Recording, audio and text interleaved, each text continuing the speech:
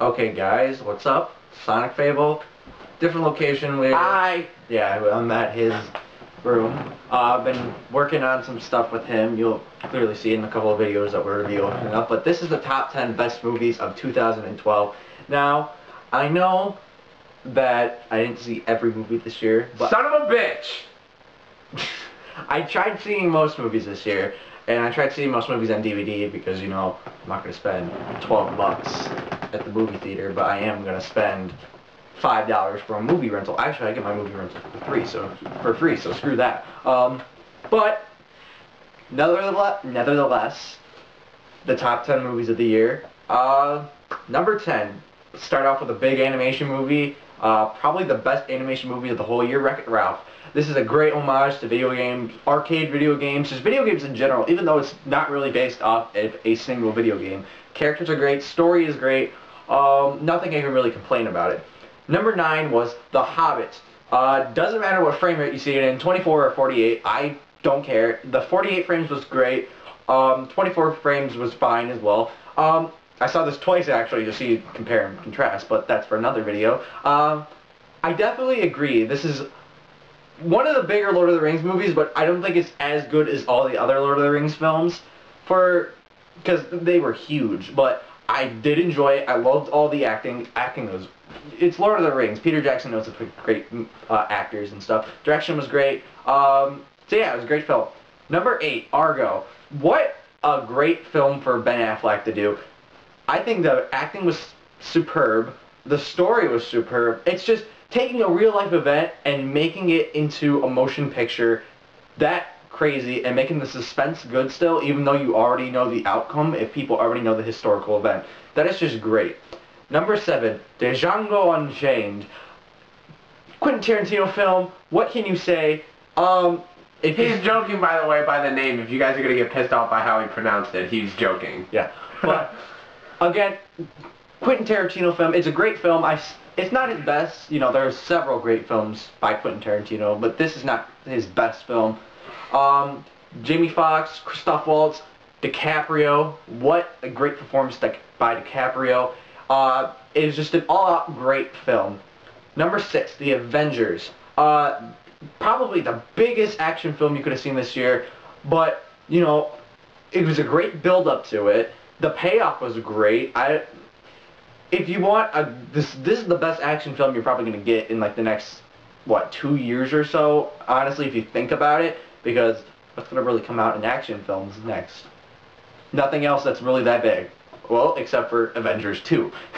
So, that's going to be great to look at. Number 5, Silver Linings Playbook.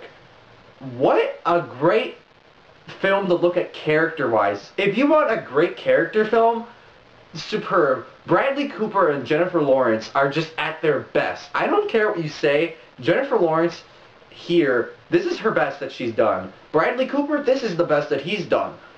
It's just so fun to look at the relationship between these two crazy people. I'm going to call them crazy, but, you know, whatever. But it's just excellent, okay? You need to look at it. Number 4, even though I liked Argo for its historical feature, but my favorite historical film this year was Lincoln by Spielberg. Daniel Day-Lewis was not on that screen. It was Abraham Lincoln. No matter what you say. That movie, it just blew me away at how good that Spielberg took a realization to Lincoln. Lincoln as a person, he was such a great person. He's probably my favorite president now after watching that film.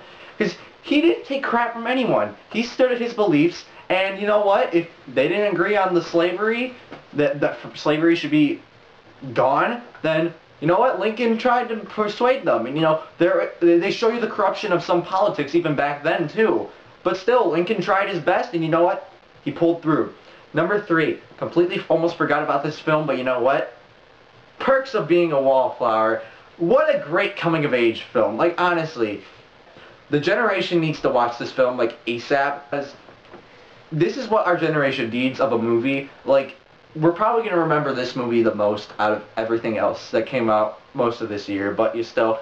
Third favorite film, there's just 2 films that I preferred over it. Now, these 2 films are completely different from each other, and they're still great films in a way, because they just have different qualities to them that just make them extremely really good. Number 2, Cabin in the Woods. Alright, what a great homage to horror films. I'm not even the biggest fan of horror films, and I thought this is just perfect in a way for if you just want suspense and like horror and what people do to them. And the twist ending is so great too. It's just, the characters are great, everyone does a superb job at their acting, and my god, this is just a crazy movie, okay? And the twists, just so many twists in there that are so good, and they so well deserve to be in there. And number 1, it's not original, I'm gonna say that. It's not the most original thing out there. It is a great sci-fi film.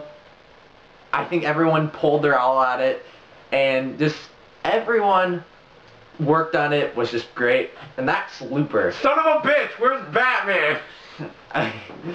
Looper was just one of those films that it took you by surprise. You had no idea what it was about from the trailers. You just knew that Bruce Willis and Joseph Gordon-Levitt were going to kill each other in some way. We're trying to. And watching it, you just like, wow, there's more to this. There's a more developed story. All these actors are portraying their best. There's a kid actor in there that's just phenomenal for what he is.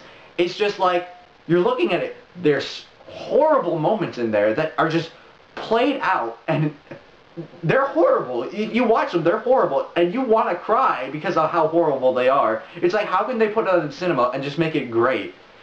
It's just a phenomenal movie. I recommend that you check it out. Definitely one of the best. So that is my top 10 films of the year. Thank you. Take a bow. Take a bow. That is my top 10 films of 2012. Look back for the top 10 worst films of 2012 coming up. They got some pretty bad stinkers in there, don't worry. And this is Sonic Fable. Peace out.